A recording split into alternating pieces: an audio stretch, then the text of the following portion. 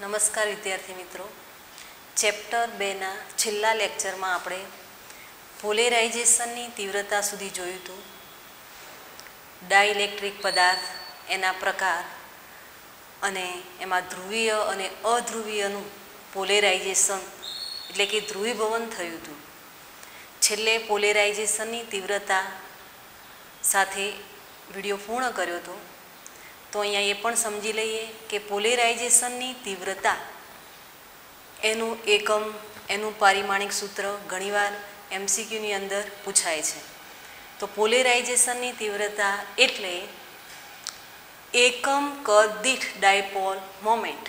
આપણને ખ્યાલ છે કે ડાયપોલ મોમેન્ટનો એકમ છે કુલમ ઇન્ટુ મીટર અને નીચે કદ આવે એટલે મીટર ક્યુબ. તો એનો એકમ શું થશે?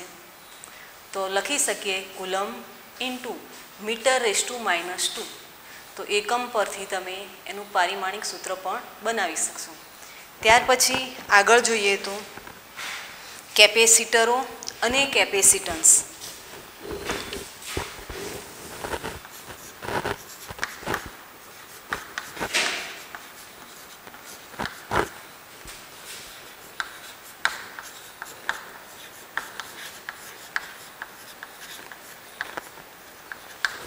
તો પ્રથમ આપણે કેપેસિટર સમજવું છે.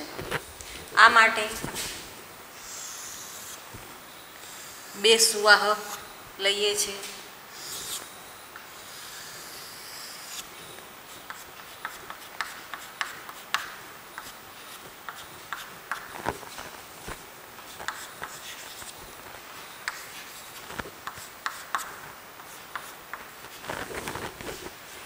તો અહીંયા આકૃતિમાં દર્શાવ્યા પ્રમાણે બે અલગ કરેલા સુવાહકોથી બનતી રચના જે છે એને કેપેસિટર કહીએ છીએ. આપણને પરીક્ષામાં પૂછવું હોય તો આ પ્રમાણે પ્રશ્ન પૂછી શકાય કે કેપેસિટર એટલે શું, એની વ્યાખ્યા આપી, કેપેસિટરની સમજૂતી આપો અને કેપેસિટન્સ સમજાવો.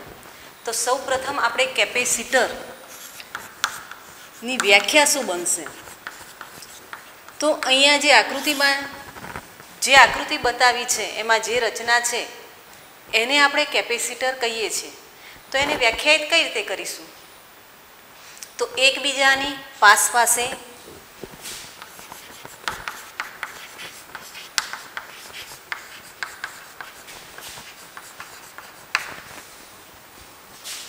યાદચ્છિક રીતે ગોઠવેલ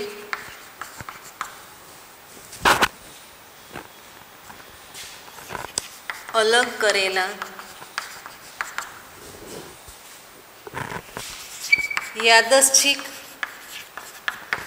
આકારના અને યાદચ્છિક કદના બે સુવાહકોથી બનતી રચના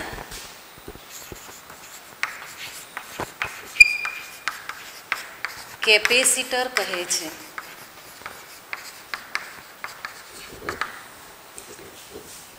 એકબીજાની પાસે અહીંયા બંને સુવાહકો એકબીજાની પાસે ગોઠવેલા છે. યાદચ્છિક રીતે ગોઠવેલ, બંને કેવા છે?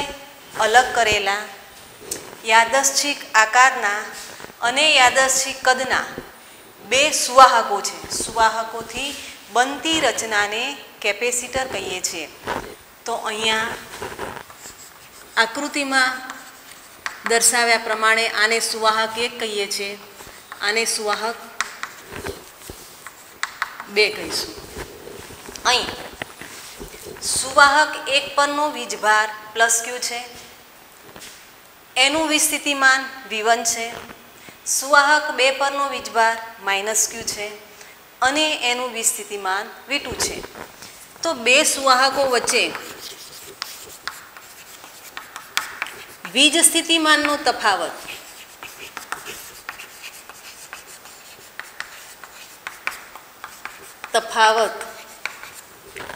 V બરાબર V1 - V2. આ બંને સુવાહકો વચ્ચેનો જે વિસ્થિતિમાનનો તફાવત છે એ કેટલો બને છે? V1 - V2. હવે અહીંયા ખાસ ધ્યાન રાખવાનું છે કે આપણે બે સુવાહકો લીધા છે. આ બે સુવાહકોના સ્થાને સુવાહક 2 ને આપણે અનંત અંતરે લઈ જઈએ તો એવી કન્ડિશનમાં સુવાહક એક જ બચે છે. તો આવું સુવાહક એક પણ કેપેસિટર તરીકે વર્તી શકે છે. આ વસ્તુ ખાસ ધ્યાન રાખીશું. કેમ? તો આનું વિસ્થિતિમાન V1 છે. આને આપણે અનંત અંતરે કલ્પીએ છીએ તો ત્યાં વિસ્થિતિમાન 0 લઈશું. બંને વચ્ચેનો વિસ્થિતિમાનનો તફાવત એટલે આનું જ વિસ્થિતિમાન, અને આ એક સુવાહક પણ કેપેસિટર તરીકે વર્તશે. એટલે કે કોઈ એક વીજભારિત સુવાહક ગોળો લઈએ, ધારો કે R ત્રિજ્યાનો Q જેટલો વીજભાર ધરાવતો સુવાહક ગોળો છે, તો આ સુવાહક ગોળાને પણ આપણે કેપેસિટર કહી શકીએ. આના કેપેસિટન્સનું સૂત્ર મેળવવું છે, પણ લાસ્ટમાં મેળવીએ છીએ. પૃથ્વીને પણ એક કેપેસિટર કલ્પી શકાય. હવે આગળ જોઈએ તો બે સુવાહકો વચ્ચેનો વિસ્થિતિમાનનો તફાવત આપણે મેળવી દીધો. આ બંને સુવાહકોને બેટરીના બે ટર્મિનલ સાથે જોડીએ છીએ ત્યારે બંને સુવાહક પર વીજભાર પ્રસ્થાપિત થાય છે. અહીંયા પ્રસ્થાપિત થતો જે વીજભાર છે, વીજભાર પ્રસ્થાપિત થાય એટલે બંને પ્લેટો વચ્ચે અથવા તો કેપેસિટરની વચ્ચે ક્ષેત્ર ઉત્પન્ન થાય છે, અને આ ઉત્પન્ન થતું ક્ષેત્ર એ વીજભારના સમપ્રમાણમાં છે. અહીંયા યાદ રાખીએ છીએ કે એક સુવાહક પર વીજભાર પ્રસ્થાપિત કરીએ છીએ અને એની નજીક રહેલા બીજા સુવાહક પર આ વીજભાર પ્રેરિત થાય છે. અહીંયા સુવાહક પરનો જે વીજભાર છે એને જ કેપેસિટરનો વીજભાર કહીએ છીએ. કેપેસિટરનો ટોટલ વીજભાર પ્લસ Q માઇનસ Q એટલે શું થાય છે? 0 થાય છે. તો આટલી વસ્તુ યાદ રાખીએ છીએ. અહીં આગળ કેપેસિટરની વચ્ચે ઉદ્ભવતું જે ક્ષેત્ર છે E પ્રપોર્શનલ ટુ Q એ વીજભારના સમપ્રમાણમાં છે. આ વસ્તુ યાદ રાખીએ છીએ. ત્યાર પછી આ બંને વચ્ચેનો જે વિસ્થિતિમાનનો તફાવત V એને ધ્યાનમાં લઈએ તો નાના પરીક્ષણ વીજભાર માટે વીજભાર એ વિસ્થિતિમાનના તફાવતના સમપ્રમાણમાં છે. V proportional two Q. આપણને ખ્યાલ છે કે V એ શું છે? વીજ સ્થિતિમાનનો તફાવત. એને વ્યાખ્યાયિત કરવું હોય તો આ પ્રમાણે કરી શકાય કેપેસિટર માટે કે એકમ ધન વીજભારને સુવાહક 2 પરથી સુવાહક 1 પર લઈ જવા માટે ક્ષેત્ર વિરુદ્ધ કરવું પડતું કાર્ય. અહીં Q પ્રપોર્શનલ ટુ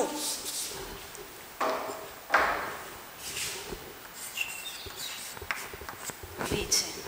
અહીં V અને Q પ્રપોર્શનલ ટુ V હોવાથી Q બાય V નો જે ગુણોત્તર છે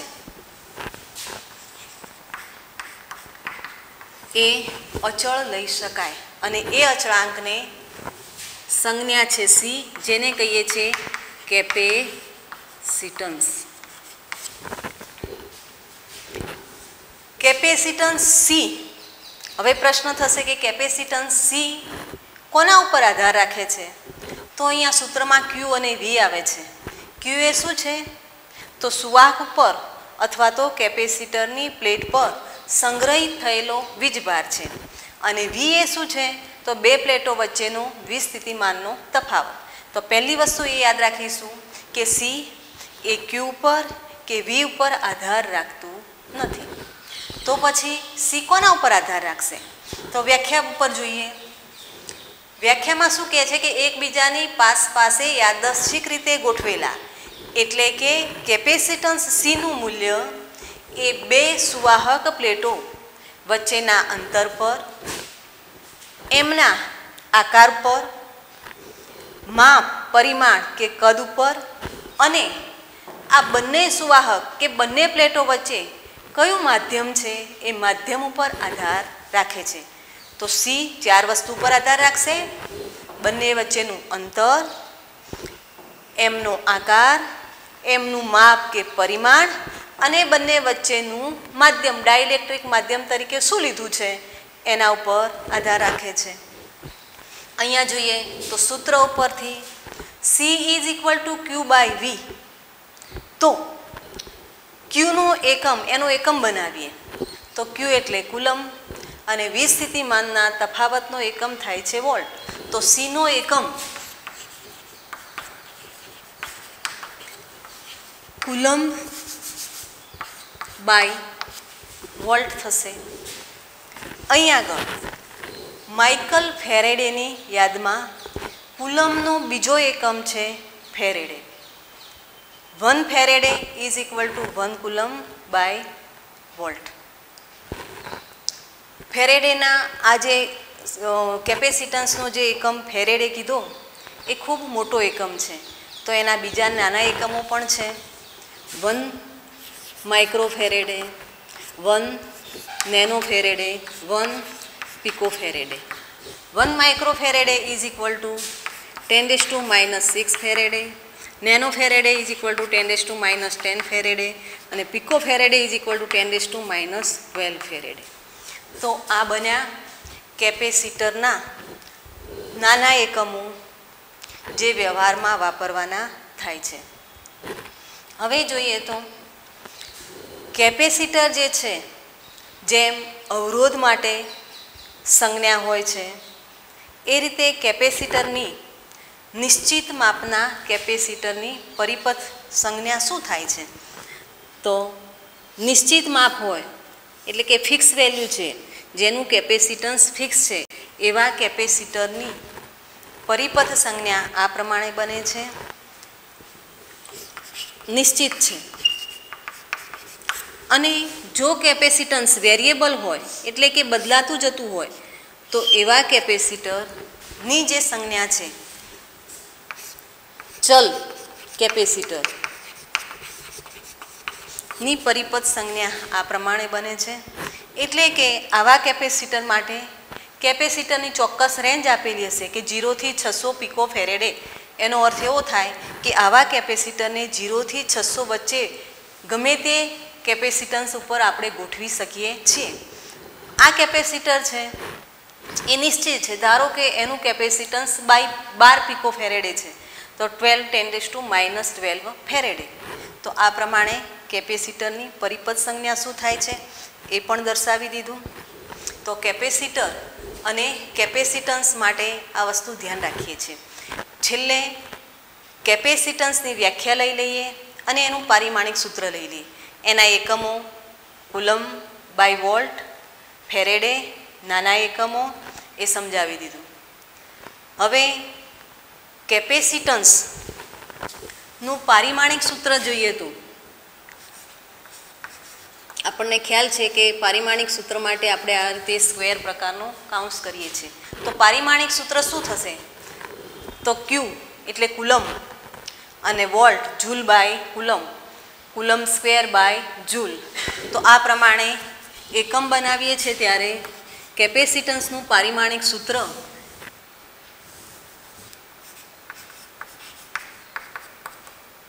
m⁻⁻1 l⁻², t⁻4 અને a⁻2 બને છે.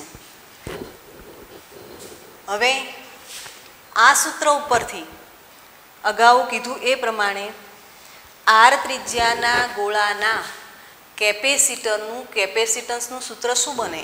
આ વસ્તુ આપણા અભ્યાસક્રમમાં નથી પણ MCQની અંદર પૂછાય છે એટલે એ સૂત્ર તમારે ખાસ અલગથી નોટ કરવું પડશે. તો સમજી લઈએ કે કેપિટલ ક્યુ વીજભાર ધરાવતો આર ત્રિજ્યાનો ગોળો છે. તો આનું કેપેસિટન્સ શોધવું છે. આપણને ખ્યાલ છે કે જો ગોળો આર ત્રિજ્યાનો હોય એના ઉપર કેપિટલ ક્યુ જેટલો વીજભાર હોય તો આવા ગોળાનું વીજ સ્થિતિમાન V is equal two KQ/R થાય. હવે કેપેસિટન્સનું જે સૂત્ર છે એ સૂત્ર પ્રમાણે C is equal to Q by V તો અહીંયા મૂકીએ તો શું પરિસ્થિતિ થશે?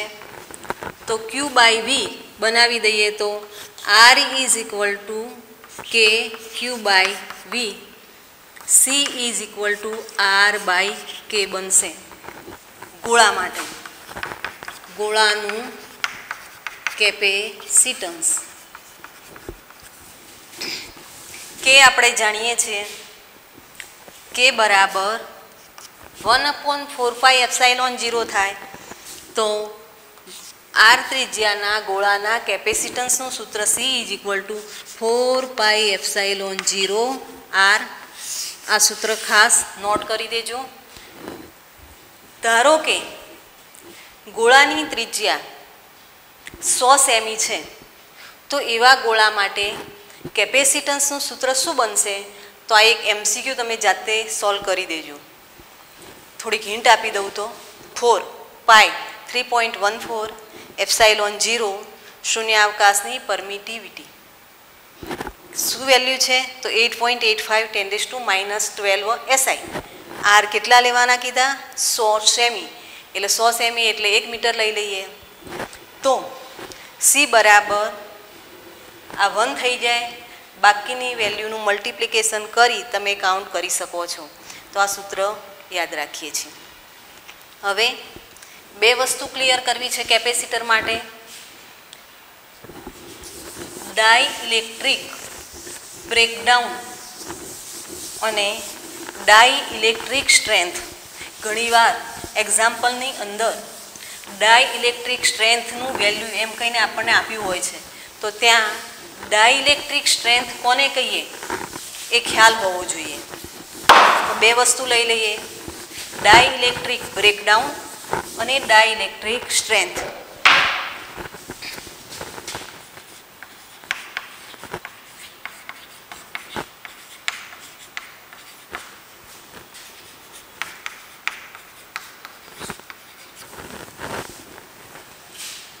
પહેલા બ્રેકડાઉન લઈ લઈએ. તો ડાઇલેક્ટ્રિક બ્રેકડાઉન કોને કહીએ છીએ? ડાઇલેક્ટ્રિક આપણે જાણીએ છીએ ડાઇલેક્ટ્રિક મીન્સ અવાહક માધ્યમ. એના બે પ્રકાર હતા, ધ્રુવીય, અધ્રુવીય. હવે અહીંયા કેપેસિટરની અંદર ક્યાં ડાઇલેક્ટ્રિક બ્રેકડાઉન થાય છે તો એ સમજી લઈએ કે કેપેસિટરમાં બે સુવાહક છે.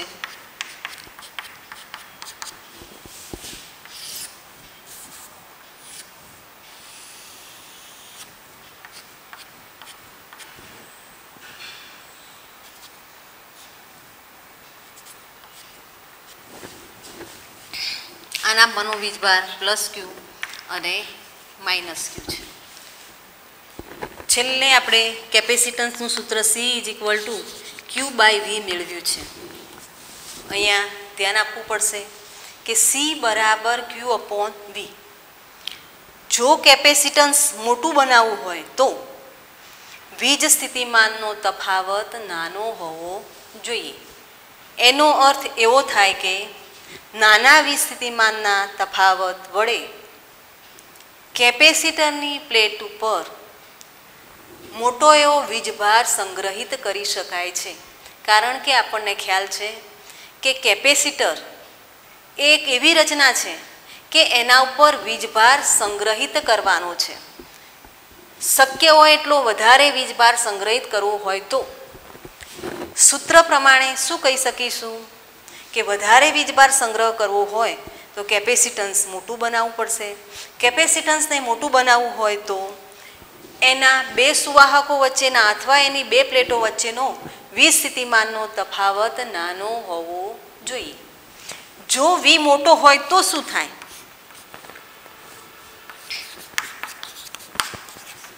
તો સૂત્ર ઉપરથી જ સમજીશું કે જો V મોટો હોય તો એવી પરિસ્થિતિમાં V પ્રપોર્શનલ ટુ Q, આગળ સૂત્ર Q પ્રપોર્શનલ ટુ V બંને લખી શકાય.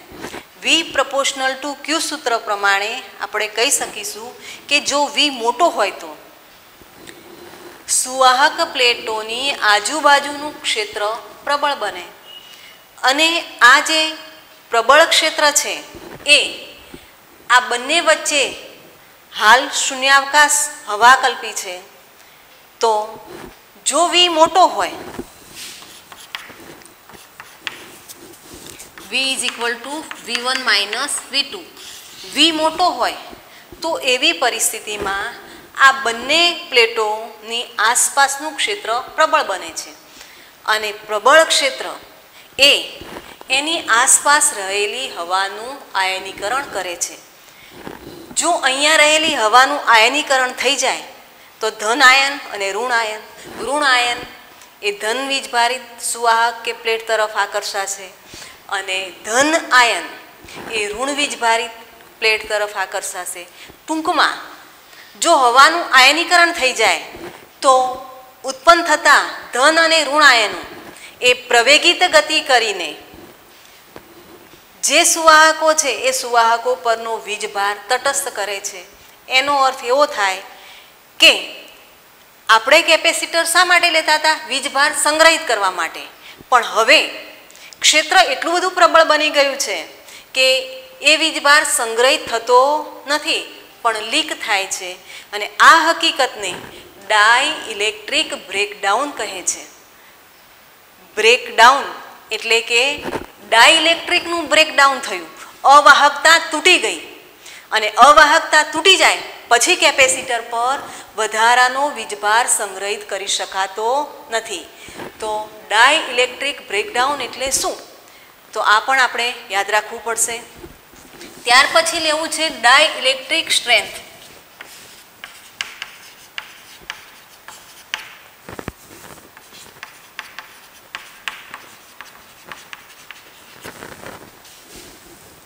ડાઇલેક્ટ્રિક સ્ટ્રેન્થ અહીંયા સમજીએ તો આપણને ખ્યાલ આવી ગયો કે વિસ્થિતિમાન મોટું હોય તો ક્ષેત્ર પ્રબળ બને અને ક્ષેત્ર ઘણું પ્રબળ બની જાય છે ત્યારે કેપેસિટરની પ્લેટો પરનું અથવા તો સુવાહકો પરનો વીજભાર લીક થવા લાગે છે. તો અહીંયા આ વીજભાર જે છે એ લીક થાય એ પહેલાં મહત્તમ વિદ્યુત ક્ષેત્ર કેટલું હોય છે, એટલે કે કેટલું મહત્તમ વિદ્યુત ક્ષેત્ર સુધી આ પ્લેટો પરનું ક્ષેત્ર પ્રબળ રહેતું નથી, એ હવાનું આયનીકરણ કરતું નથી. તો એ જે મહત્તમ ક્ષેત્ર છે એ મહત્તમ ક્ષેત્રને ડાઇલેક્ટ્રિક સ્ટ્રેન્થ કહે છે. ફરી એકવાર સમજી લઈએ કે જો વી મોટા હોય તો ક્ષેત્ર પ્રબળ બની જાય છે. પ્રબળ ક્ષેત્ર હવાનું આયનીકરણ કરે છે. અહીંયા હવા ડાઇલેક્ટ્રિક તરીકે વર્તે છે તો હવાનું આયનીકરણ કરે છે. તો મહત્તમ વીજ ક્ષેત્ર કેટલું હોય કે જ્યાં સુધી હવાનું આયનીકરણ થતું નથી, એટલે હવા કેવી રહે છે? અવાહક તરીકે વર્તે છે, ડાઇલેક્ટ્રિક તરીકે વર્તી શકે છે. તો એ મહત્તમ વીજ ક્ષેત્ર છે એને ડાઇલેક્ટ્રિક સ્ટ્રેન્થ કહીએ છીએ. એના પછીનું ક્ષેત્ર પ્રબળ બને તો તરત જ હવાનું આયનીકરણ થઈ જાય છે અને સુવાહકો પરના અથવા તો પ્લેટો પરનો વીજભાર લીકેજ થવા લાગે છે. તો આ બંને વસ્તુ સમજી લેવી પડશે, ડાઇલેક્ટ્રિક બ્રેકડાઉન અને સ્ટ્રેન્થ. અહીંયા આગળ આયનીકરણ થઈ જાય છે, અહીંયા આયનીકરણ ન થાય તે પહેલાંનું મહત્તમ વિદ્યુત ક્ષેત્ર છે. ટૂંકમાં ડાઇલેક્ટ્રિક સ્ટ્રેન્થ એ આપણને વિદ્યુત ક્ષેત્ર આપે છે. હવા માટે ડાઇલેક્ટ્રિક સ્ટ્રેન્થનું મૂલ્ય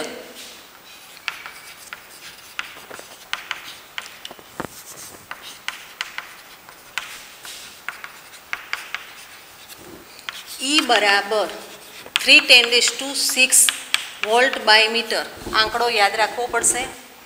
હવા માટે ડાઇલેક્ટ્રિક સ્ટ્રેન્થ જે છે એ 3×6 વોલ્ટ બાય મીટર છે. હવે વિચારી લઈએ કે આ બંને સુવાહકો વચ્ચેનું અંતર જો d બરાબર 1 સેમી લઈએ તો આવી પરિસ્થિતિમાં આ બંને વચ્ચેનો વીજ સ્થિતિમાનનો તફાવત v is equal two E into D પરથી શું બનશે? 3×4 વોલ્ટ બનશે. એટલે કે હવા માટે વીજ સ્થિતિમાનનો તફાવત 3×4 વોલ્ટ છે અને આ વિસ્થિતિમાનને સહન કરી શકે એવા કેપેસિટન્સ વાળું કેપેસિટર એટલે કે કેપેસિટન્સનું મૂલ્ય એટલું મોટું રાખવું જોઈએ કે આટલા વિસ્થિતિમાન સુધી એ હવાનું આયનીકરણ ન કરી શકે, ડાઇલેક્ટ્રિક બ્રેકડાઉન ન થાય. સમાંતર પ્લેટ કેપેસિટર.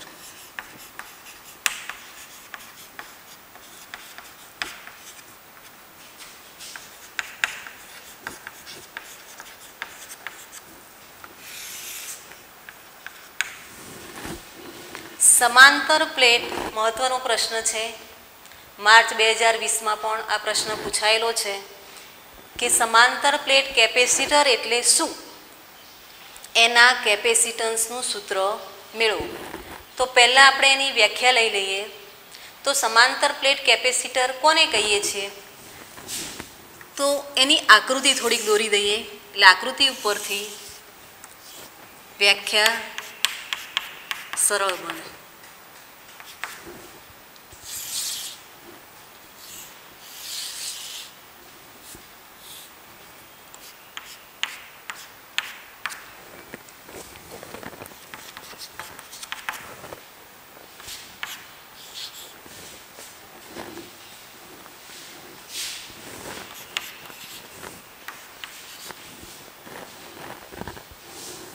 એની વ્યાખ્યા જોઈએ તો સમાંતર પ્લેટ કેપેસિટરની વ્યાખ્યા કોને કહીશું? સમાંતર પ્લેટ કેપેસિટર. તો તમે અહીંયા આકૃતિમાં જોઈ શકો છો કે બે સમાન ક્ષેત્રફળ ધરાવતી પ્લેટો એકબીજાથી ખૂબ જ થોડા અંતરે ડી અંતરે ગોઠવેલી છે. બંને પ્લેટો કેવી છે? પરસ્પર સમાંતર. તો સમાંતર પ્લેટ કેપેસિટરની વ્યાખ્યા શું બનશે? તો એકબીજાથી થોડા અંતરે રહેલ બે મોટી, એક પણ શબ્દમાં મિસ્ટેક આવવી જોઈએ નહીં, વ્યાખ્યામાં ખાસ યાદ રાખીશું. શબ્દ બદલાય તો વ્યાખ્યા બદલાઈ જાય છે. તો એકબીજાથી થોડા અંતરે રહેલી બે મોટી સમતલ સમાંતર પ્લેટોથી બનતી રચના એટલે સમાંતર પ્લેટ કેપેસિટર. ફરી એકવાર બોલી જઈએ. બે એકબીજાથી થોડા અંતરે રહેલી બે સમતલ, બે મોટી સમતલ સમાંતર સુવાહક પ્લેટોથી બનતી રચના એટલે સમાંતર પ્લેટ કેપેસિટર. અહીં આગળ સમાંતર પ્લેટ કેપેસિટરની આકૃતિ મેં દર્શાવી છે. અહીંયા બંને પ્લેટો તરીકે બે સમતોલો લીધા છે જેમનું સમાન ક્ષેત્રફળ એ છે. આ બંને પ્લેટો એકબીજાથી સ્મોલ ડી અંતરે ખૂબ જ ઓછા અંતરે રહેલી છે. અહીં આગળ આપણે સમાંતર પ્લેટ કેપેસિટરના કેપેસિટન્સનું સૂત્ર મેળવવું છે. એટલે પહેલાં આકૃતિ ઉપરથી એની રચના થોડીક સમજી લઈએ છીએ. અહીંયા એક પ્લેટ પરનો વીજભાર પૃષ્ઠઘનતા પ્લસ સિગ્મા બતાવી છે એટલે વીજભાર પ્લસ ક્યુ થશે અને બીજી પ્લેટ પરનો વીજભાર માઇનસ ક્યુ થાય છે.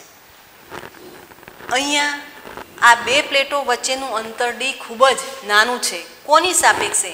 તો પ્લેટોના રેખીય પરિમાણની સાપેક્ષે બે પ્લેટો વચ્ચેનું અંતર ખૂબ જ નાનું છે. એટલે આપણે આ રીતે લખી શકીએ કે અહીં ડી સ્ક્વેર લેસ ધેન એ.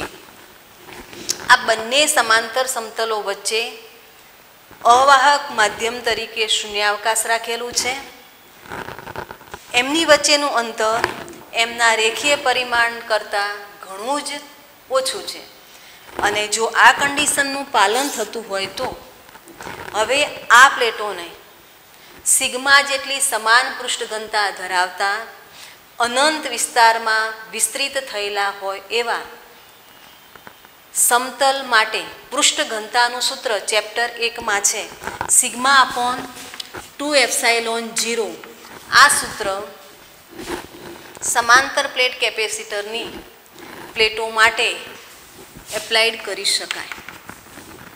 તો હવે આપેલ સમાંતર પ્લેટ કેપેસિટર માટે ડી સ્ક્વેર લેસ દેન એ છે અને આ હોવાથી અનંત વિસ્તારમાં વિસ્તરેલ સિગ્મા જેટલી પૃષ્ઠઘનતા ધરાવતા સમતલ માટે વિદ્યુત ક્ષેત્રનું સૂત્ર E બરાબર સિગ્મા અપોન 2ε0 જે છે એ અહીંયા વાપરી શકાય છે. હવે જોઈ લઈએ તો પ્લેટ 1 ના બહારના વિસ્તારમાં ક્ષેત્ર, પ્લેટ 2 ના બહારના વિસ્તારમાં ક્ષેત્ર, આને પ્લેટ 2 કહી દઈએ.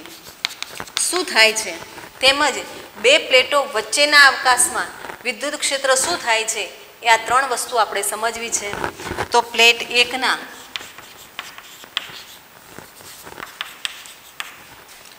ઉપરના વિસ્તારમાં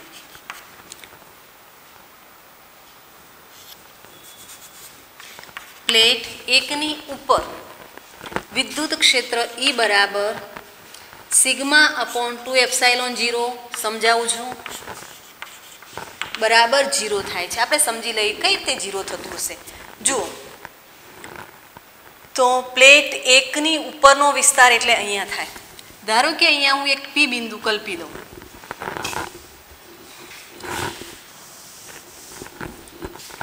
તો હવે બે પ્લેટો છે, એક ધનવીજ ભાર ધરાવતી પ્લેટ અને એક ઋણવીજ ભાર ધરાવતી પ્લેટ છે. આપણે પ્લેટ 1 માટેના ક્ષેત્રને E1 કહી દઈએ, પ્લેટ 2 માટેના ક્ષેત્રને E2 કહી દઈએ. તો સમજીશું અહીંયા કે આ સૂત્ર E બરાબર 0 કઈ રીતે બન્યા. તો ધનવીજ ભાર ધરાવતી પ્લેટના કારણે P બિંદુ પાસે ક્ષેત્ર ઉપર તરફની દિશામાં છે E1, પૃષ્ઠ ઘનતા સિગ્મા છે એટલે સૂત્ર શું બનશે સિગ્મા અપોન 2ε0. પ્લેટ 2 ના કારણે P બિંદુ પાસેનું ક્ષેત્ર તો પ્લેટ 2 જેની પૃષ્ઠ ઘનતા માઇનસ સિગ્મા છે તો એના દ્વારા જે ક્ષેત્ર ઉત્પન્ન થાય છે એ અંદર તરફની દિશામાં હશે E2 જેનું વેલ્યુ પણ સિગ્મા અપોન 2ε0. તો P બિંદુ પાસે પ્રથમ પ્લેટ અને બીજી પ્લેટના કારણે ઉદ્ભવતું ક્ષેત્ર સમાન મૂલ્યનું પરસ્પર વિરુદ્ધ દિશામાં છે એટલે પરિણામી ક્ષેત્ર શું થાય છે શૂન્ય થાય છે. એ જ રીતે પ્લેટ 2 ની નીચે 2 ની નીચે ક્ષેત્ર વિચારીએ તો એ ક્ષેત્ર E બરાબર પણ sigma upon 2ε0 minus sigma upon 2ε0 બરાબર શૂન્ય બને છે. આ પણ સમજી લઈએ કે ધારો કે પ્લેટ 2 ની નીચે Q બિંદુ છે તો આ Q બિંદુ પાસે ધનવીજ ભારિત પ્લેટના કારણે ઉદ્ભવતું ક્ષેત્ર આ તરફની દિશામાં હશે જેને આપણે E1 કહીએ છીએ. ઋણવીજ ભારિત પ્લેટના કારણે ઉદ્ભવતું ક્ષેત્ર અંદર તરફની દિશામાં હશે જેનું મૂલ્ય માઇનસ સિગ્મા અપોન 2ε0 હશે. તો બંનેનું પરિણામી ક્ષેત્ર E બરાબર શું બને છે 0. ટૂંકમાં પ્લેટ 1 ની ઉપરના વિસ્તારમાં ક્ષેત્ર શૂન્ય છે, પ્લેટ 2 ની નીચેના વિસ્તારમાં ક્ષેત્ર શૂન્ય છે, પ્લેટ 1 અને 2 ની વચ્ચે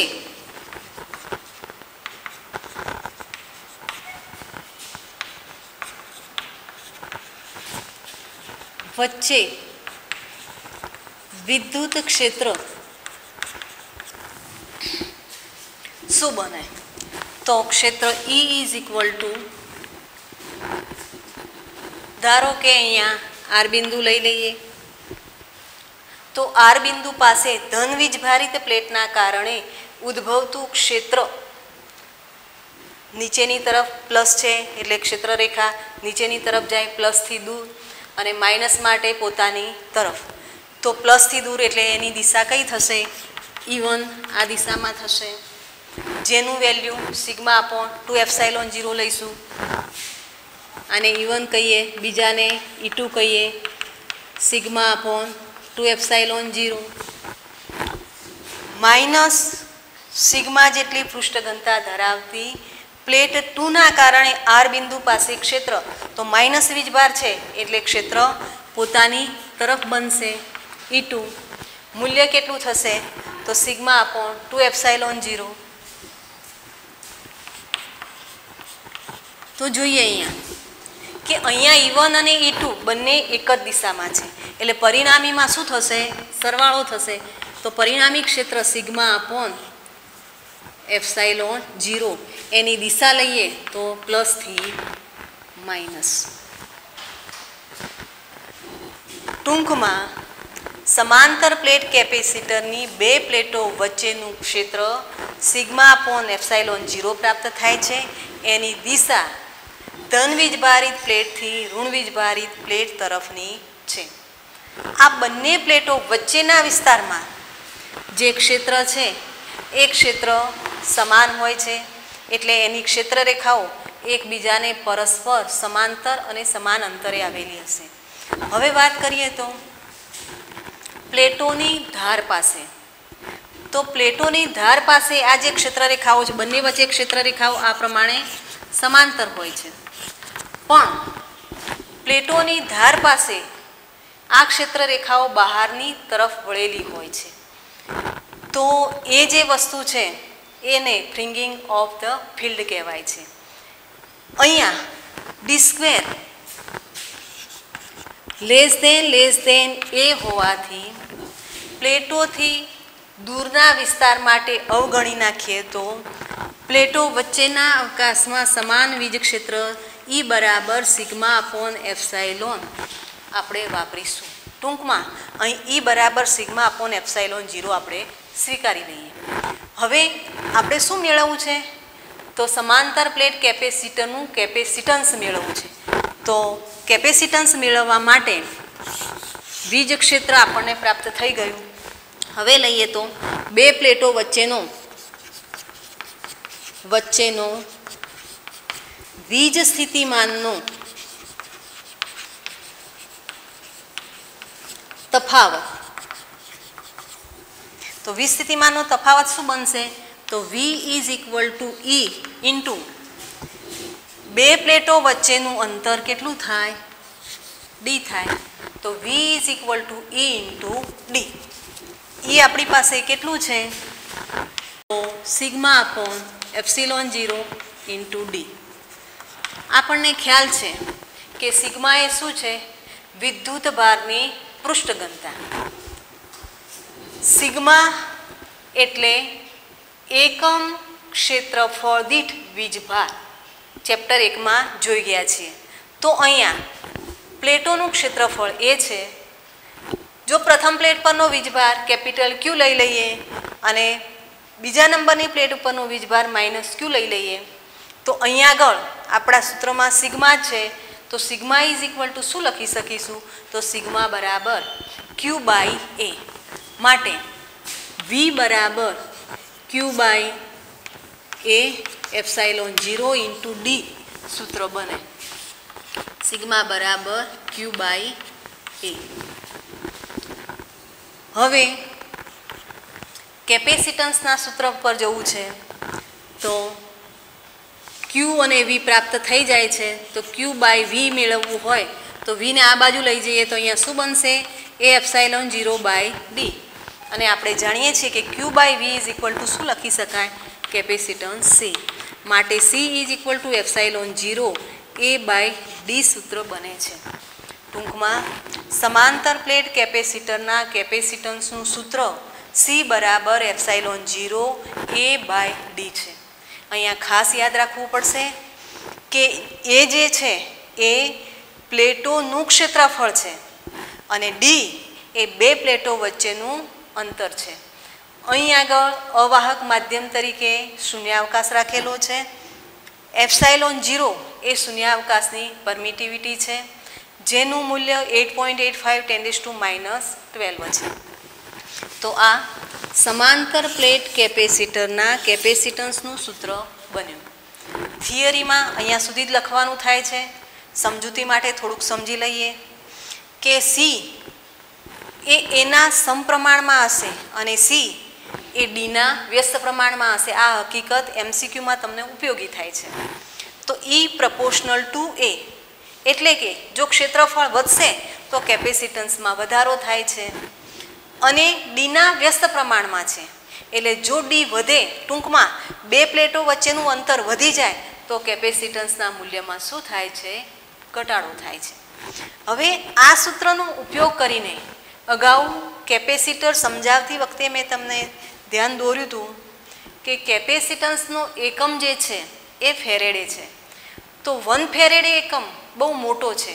તો કઈ રીતે મોટો છે એ આપણે સાબિત કરી શકીએ? તો એ સમજી લઈએ. વ્યવહારમાં એ પણ વાત થઈ હતી કે વ્યવહારમાં કેપેસિટન્સના નાના એકમો 1 pico faraday, 1 micro faraday, 1 nano faraday આપણે વાપરીએ છીએ. તો 1 ફેરેડે એકમ શા માટે મોટો છે? તો એ સમજવા માટે આ સૂત્રનો આપણે ઉપયોગ કરીએ. જોઈએ તો ડી બરાબર 1 સેમી લઈ લઈએ. ડી બરાબર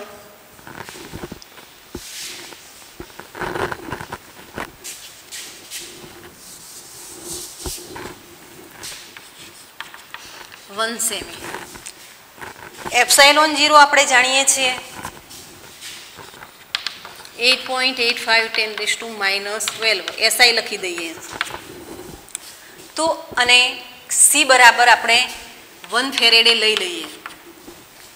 તો આવી પરિસ્થિતિમાં એ કેટલું બને છે જોઈએ તો એ બરાબર સૂત્રમાં કરતા બનાવી દઈએ તો સીડી બાય એપ્સાઇલોન 0.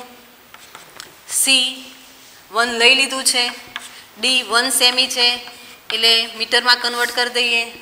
એપ્સાઇલોન 0 તો 885 10⁻12 બધી એપ્રોક્સિમેટ ગણતરી છે. 8.85 ને એપ્રોક્સિમેટ 10 લઈ લઈએ તો આ 10 અહીંયા આવે.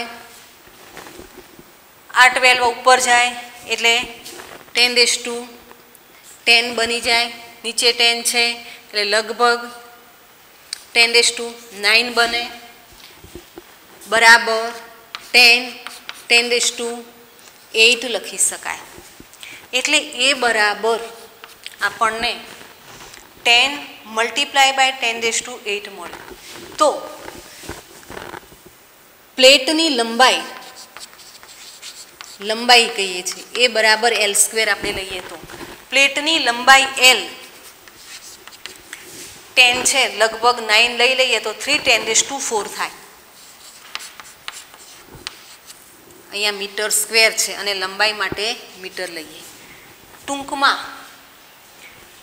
જો કેપેસિટન્સનું મૂલ્ય 1 ફેરેડે હોય તો એવું 1 ફેરેડે કેપેસિટન્સ ધરાવતું કેપેસિટર બનાવવા માટે આપણે જે સમતલ લઈએ છીએ એ સમતલની લંબાઈ 30 કિમી જેટલી બનવી જોઈએ. તો આવું 30 કિમી લંબાઈનું 30 કિમી લંબાઈ ધરાવતી પ્લેટને લઈ અને કેપેસિટર બનાવવું અશક્ય છે. એટલે કેપેસિટરનો જે ફેરેડે એકમ છે એ ખૂબ જ મોટો છે. વ્યવહારમાં આપણે એના કરતાં નાના એકમો વાપરીએ છીએ. એના માટે પણ એક ઉદાહરણ લેવું હોય તો લઈ શકીએ છીએ આ જ સૂત્ર ઉપરથી કે નાનો એકમ કેવો શક્ય બને. તો ધારો કે સી બરાબર એપ્સાઇલોન 0 A/D સૂત્ર છે જ એ બરાબર 1 મીટર સ્ક્વેર એટલે કે જેનું ક્ષેત્રફળ 1 મીટર સ્ક્વેર છે, લંબાઈ 1 પહોળાઈ 1 એવું 1 મીટર સ્ક્વેર ક્ષેત્રફળ ધરાવતું કેપેસિટર લઈ લઈએ. એપ્સાઇલોન 0 અગાઉ મૂક્યું એ પ્રમાણે 8.85 10⁻12 એસઆઈમાં છે. ડી બરાબર 1 સેમી એટલે 1 10⁻2 મીટર લઈ લઈએ. તો આવી કન્ડિશનમાં સી આપણને કેટલા પ્રાપ્ત થશે? તો સી ઇઝ ઇક્વલ ટુ 8.85 10⁻12 1 10⁻2 ઉપર જશે એટલે 8.85 10⁻10 ફેરેડે આપણને પ્રાપ્ત થાય. જો નેનો બનાવવું હોય તો 0.885 10⁻9 ફેરેડે એટલે 0.885 નેનો ફેરેડે કેપેસિટન્સ ધરાવતું કેપેસિટર બનાવી શકાય. તો આ વસ્તુ આપણને MCQમાં ઉપયોગી થાય એવી છે. હવે લઈએ છીએ ડાઇઇલેક્ટ્રિકની હાજરીમાં કેપેસિટરનું કેપેસિટન્સ કેટલું થાય છે એ સમજવું છે.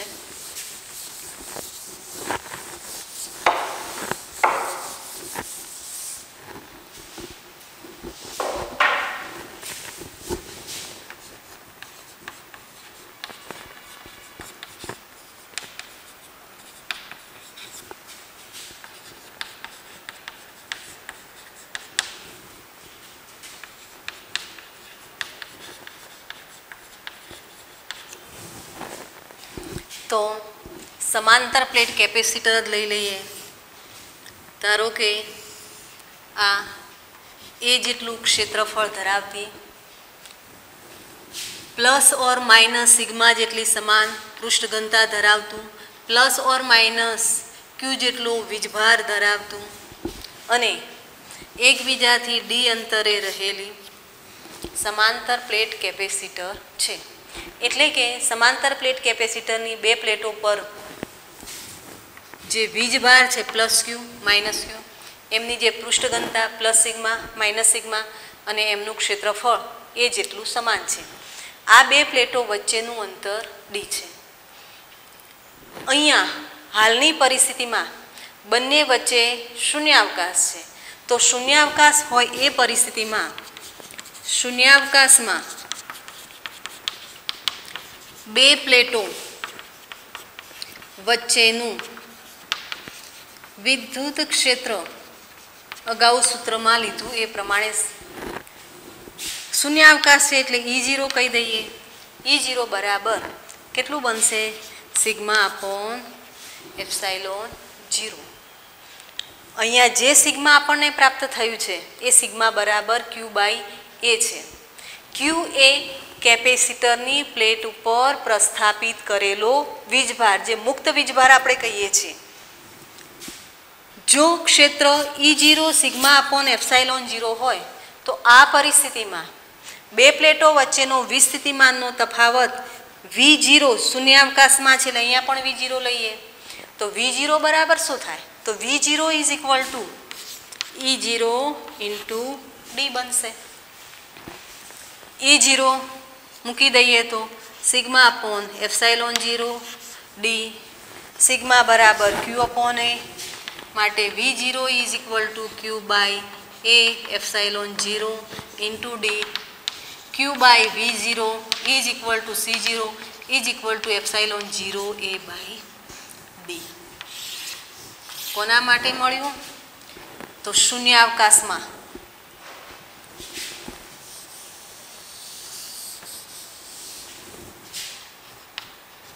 C બરાબર એપ્સાઇલોન 0 એ બાય ડી. આને નંબર 1 કહી દઈએ. હવે આ બંને પ્લેટોની વચ્ચે આ પ્લેટોની જેટલું ક્ષેત્રફળ છે એટલા જ ક્ષેત્રફળનું સમગ્ર એરિયા ભરાઈ જાય એ પ્રમાણે ડાઇલેક્ટ્રિક પદાર્થ મૂકીએ છીએ. તો આગળના લેક્ચરમાં આપણે જોઈ ગયા છીએ કે સમાન વીજ ક્ષેત્રમાં જ્યારે ડાઇલેક્ટ્રિક પદાર્થને મૂકીએ છીએ ત્યારે એનું શું થાય છે? તો ધ્રુવીભવન થાય છે. અને ધ્રુવીભવનને અંતે શું પરિસ્થિતિ થાય? તો બધી જ ડાયપોલ એ ક્ષેત્રને સમાંતર ગોઠવાઈ જાય છે. એક રો બતાવી દઈએ તો આ પ્રમાણે પરિસ્થિતિ થાય છે.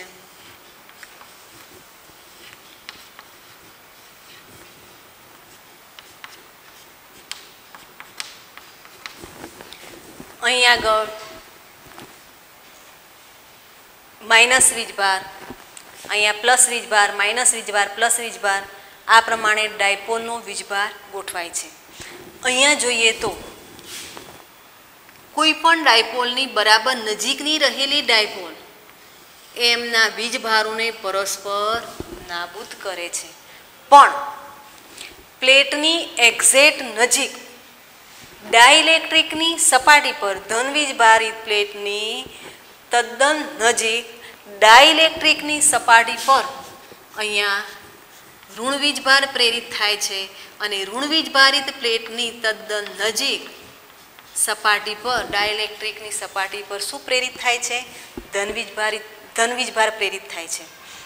આ વીજભારો એ પ્રેરિત થયેલા છે એટલે આ વીજભારોની જે પૃષ્ઠ ઘનતા છે એ પૃષ્ઠ ઘનતાને પ્રેરિત વીજભારની પૃષ્ઠ ઘનતા આને સિગ્મા પી કીધું હતું અને આને પ્લસ સિગ્મા પી કીધું હતું. આપણને એ પણ ખ્યાલ છે કે ડાઇલેક્ટ્રિક માધ્યમ મૂકીએ છીએ ત્યારે પરિણામી ક્ષેત્ર શૂન્ય થતું નથી, પણ ડાઇલેક્ટ્રિકની ગેરહાજરીમાં જે ક્ષેત્ર હતું એના કરતાં ડાઇલેક્ટ્રિકની હાજરીમાં પરિણામી ક્ષેત્ર ઘટે છે. તો પરિણામી ક્ષેત્ર કેટલું બને છે એનું સૂત્ર લઈએ તો ડાઇઇલેક્ટ્રિકની હાજરીમાં પરિણામી ક્ષેત્ર એને ઈ લઈ લઈએ તો ઈ બરાબર હવામાં હતું સિગ્મા અપોન એપ્સાઇલોન 0, માધ્યમ માટે સિગ્મા પી અપોન એપ્સાઇલોન 0. અહીંયા ધ્યાન આપવું પડશે કે જે વીજભારો પ્રસ્થાપિત કર્યા એના કારણે ઉદ્ભવતું ક્ષેત્ર પ્લસથી માઇનસ તરફ છે. જે વીજભાર ડાઇલેક્ટ્રિકની સપાટી પર પ્રેરિત થયો છે એના કારણે ઉત્પન્ન થતું ક્ષેત્ર એની વિરુદ્ધ દિશામાં છે. આ શૂન્યાવકાશ માટે છે, આ પ્રેરિત વીજભારના કારણે છે. તો પરિણામી ક્ષેત્ર ડાઇલેક્ટ્રિકની હાજરીમાં ઈ બરાબર સિગ્મા માઇનસ સિગ્મા પી અપોન એપ્સાઇલોન 0 બને. આ મુક્ત વીજભારની પૃષ્ઠઘનતા છે અને આ પ્રેરિત વીજભારની પૃષ્ઠઘનતા છે. અહીં આગળ sigma P proportional to sigma છે, તો સિગ્મા માઇનસ સિગ્મા પી પ્રપોર્શનલ ટુ પણ સિગ્મા લઈ શકાય. માટે sigma upon sigma minus sigma P is equal to sigma upon k કહેવાય. અને કે એ શું છે? ડાઇઇલેક્ટ્રિક અચળાંક છે. આ વસ્તુ અહીંયા મૂકી દઈએ, પછી વિસ્થિતિમાન લઈએ તો ઈ ઇઝ ઇક્વલ ટુ શું બનશે? ઈ બરાબર સિગ્મા અપોન એપ્સિલોન 0 ઇન્ટુ કે. સિગ્મા અપોન એપ્સિલોન 0 આપણી પાસે સૂત્ર નંબર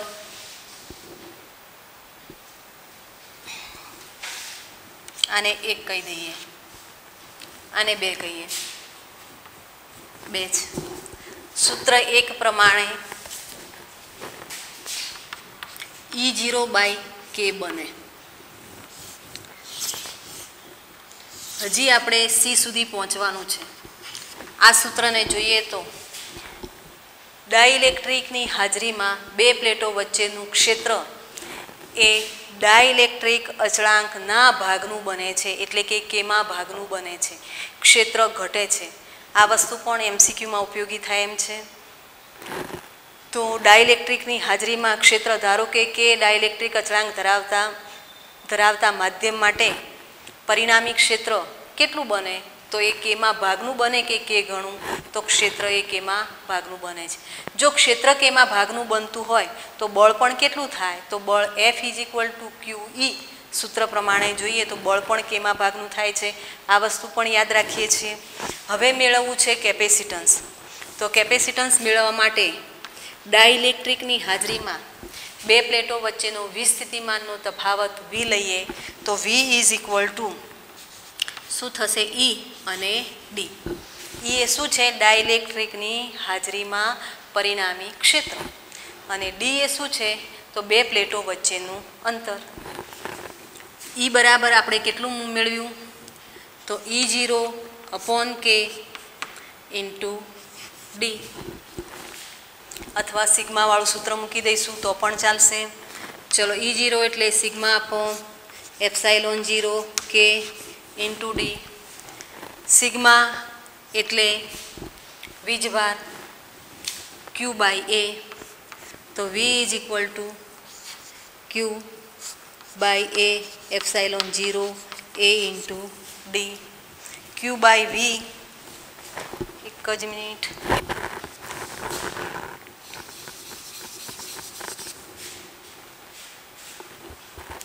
સિગ્મા એટલે Q બાય A એપ્સાઇલોન 0 અહીંયા આવશે અને K અને D અહીંયા આવશે. તો V બાય Q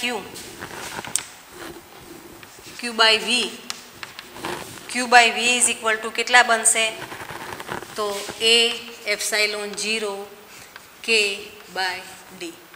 આપણને ખ્યાલ છે કે આને C કહી દઈએ. સમીકરણ નંબર 2 ઉપરથી એપ્સાઇલોન 0 A બાય D બરાબર C0 લખી શકાય અને આ K થાય. ફરી એકવાર નજર મારી દઈએ. શૂન્યાવકાશ માટે E0 મેળવી ચૂક્યા છે સિગ્મા અપોન એપ્સાઇલોન 0. શૂન્યાવકાશમાં વિસ્થિતિમાનનો તફાવત V0 બરાબર એપ્સાઇલોન 0 ઇન્ટુ ડી. સૂત્ર ઉપરથી આપણને V0 બરાબર QA એપ્સાઇલોન 0 ઇન્ટુ ડી પ્રાપ્ત થાય. એ સૂત્ર ઉપરથી C0 એટલે કે શૂન્યાવકાશમાં capacitance epsilon 0 A by d મળશે. હવે પરિણામી ક્ષેત્ર લઈ લઈએ. આ વસ્તુ ડાઇલેક્ટ્રિકની ગેરહાજરીમાં લીધું. માધ્યમમાં જ્યારે બે પ્લેટો વચ્ચેના અવકાશમાં જ્યારે બંનેની વચ્ચે ટોટલી સમાઈ જાય એ પ્રમાણે ડાઇલેક્ટ્રિક માધ્યમ મૂકીએ છીએ ત્યારે ક્ષેત્રથી શરૂઆત કરીએ તો પરિણામી ક્ષેત્ર sigma upon epsilon 0 minus sigma પી અપોન એપ્સાઇલોન 0 આ પ્રમાણે આપણને પ્રાપ્ત થશે. અહીંયા સમજી લઈએ કે સિગ્મા પી એ સિગ્માના સમપ્રમાણમાં છે, માટે સિગ્મા માઇનસ સિગ્મા પી પણ સિગ્માના સમપ્રમાણમાં થાય. સપ્રમાણતાનો અચળાંક દૂર કરી અચળાંક મૂક્યો કે sigma minus sigma P is equal to sigma by K. કે શું છે તો ડાઇલેક્ટ્રિક અચળાંક કે છે, માધ્યમ હોય ત્યારે આવે. એ સૂત્રનો ઉપયોગ કરી પરિણામી ક્ષેત્ર E બરાબર સિગ્મા અપોન એપ્સાઇલોન 0 ઇન્ટુ કે બરાબર E0 બાય કે પ્રાપ્ત થયું. ટૂંકમાં ડાઇલેક્ટ્રિકની હાજરીમાં ક્ષેત્ર કેમાં ભાગનું બને છે, બળ પણ કેમાં ભાગનું થશે. વિસ્થિતિમાન જોઈએ તો ડાઇલેક્ટ્રિકની હાજરીમાં વિસ્થિતિમાન આપણને Q by A epsilon 0 k into D પ્રાપ્ત થાય છે. ડાઇલેક્ટ્રિકની હાજરીમાં Q by V is equal to C capacitance C બરાબર C0 ઇન્ટુ કે થાય. ટૂંકમાં આટલી વસ્તુ યાદ રાખીએ છીએ કે ડાઇલેક્ટ્રિકની હાજરીમાં ક્ષેત્ર કેમાં ભાગનું ક્યાંક નોટ કરી દઈશું, બળ કેમાં ભાગનું અને કેપેસિટન્સ કે ઘણું થાય છે. આપણો આશય કેપેસિટર ઉપર વધારે વીજભાર સંગ્રહ કરવાનો છે. જો કેપેસિટરની બે પ્લેટો વચ્ચે હવાના સ્થાને ડાઇલેક્ટ્રિક માધ્યમ મૂકી દઈએ તો એનું કેપેસિટન્સ વધે છે અને કેપેસિટન્સ વધે તો કેપેસિટર પર વધારે એવો વીજભાર સંગ્રહિત કરી શકાય. ટૂંકમાં કેપેસિટરનું કેપેસિટન્સ વધારવું હોય તો કેપેસિટરની બે પ્લેટો વચ્ચે ડાઇલેક્ટ્રિક માધ્યમ રાખવું પડે અને એનું કેપેસિટન્સ C બરાબર C0 ઇન્ટુ કે થાય છે. ડાઇલેક્ટ્રિક અચળાંક માટે કે માટે આપણને ત્રણ સંબંધ પ્રાપ્ત થાય છે. K is equal to C upon C0. આ સૂત્ર પ્રમાણે લઈએ તો K is equal to E0 by E અને એપ્સાઇલોનના સંદર્ભમાં પરમિટિવિટીના સંદર્ભમાં લેવું હોય તો પણ કે is equal to epsilon upon epsilon 0 સૂત્ર પ્રાપ્ત થાય. આ ત્રણ સંબંધ યાદ રાખીશું. એપ્સાઇલોન 0 શૂન્યાવકાશની પરમિટિવિટી છે અને એપ્સાઇલોન એ જે તે માધ્યમની પરમિટિવિટી છે. એટલે કે માધ્યમ આવે તો એપ્સાઇલોનનો ઉપયોગ કરવો અને એપ્સાઇલોનનો એપ્સાઇલોન 0 સાથેનો સંબંધ કે ઇન્ટુ એપ્સાઇલોન 0 બને છે. છેલ્લે એક MCQ આપી દઈએ જે તમે જાતે સોલ્વ કરજો અને નેક્સ્ટ લેક્ચરમાં એનું સોલ્યુશન હું તમને આપી દઈશ. અહીંયા એક MCQ મૂકું છું. 100 સેમી ત્રિજ્યા ધરાવતા ગોળાનું કેપેસિટન્સ.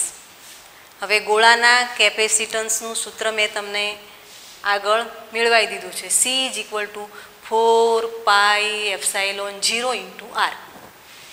એ જે કેપેસિટન્સ છે એ 10 સેમી ત્રિજ્યા ધરાવતા વર્તુળાકાર કેપેસિટરના કેપેસિટન્સ જેટલું છે. અહીંયા સમજવું પડશે કે સમાંતર પ્લેટ કેપેસિટર બનાવ્યું પણ એ કેપેસિટરની જે પ્લેટો છે એ સમતલ લીધી નથી પણ કેવી લીધી છે? વર્તુળાકાર. એટલે સમાંતર પ્લેટ કેપેસિટર બનશે એના કેપેસિટન્સનું સૂત્ર એપ્સાઇલોન 0 A બાય ડી તમારે વાપરવું પડશે. પણ અહીંયા ક્ષેત્રફળ એ વર્તુળાકાર પ્લેટોનું લેવાનું છે એટલે કેટલું લઈશું? પાઈ R². ગોળાનું કેપેસિટન્સ અને વર્તુળાકાર પ્લેટોનો ઉપયોગ કર્યા પછી બનાવેલ સમાંતર પ્લેટ કેપેસિટરનું કેપેસિટન્સ સરખા છે. તો એવી કન્ડિશનમાં આ વર્તુળાકાર કેપેસિટરની બે પ્લેટો વચ્ચેનું અંતર શું થાય એ શોધવાનું છે. તો તમે પ્રયત્ન કરજો આનો જવાબ મેળવવાનો. નેક્સ્ટ લેક્ચરમાં આનું જવાબ હું આપી દઈશ તમને. તો આજે સુધી લઈએ છીએ, બાકીનું નેક્સ્ટ લેક્ચરમાં લઈશું.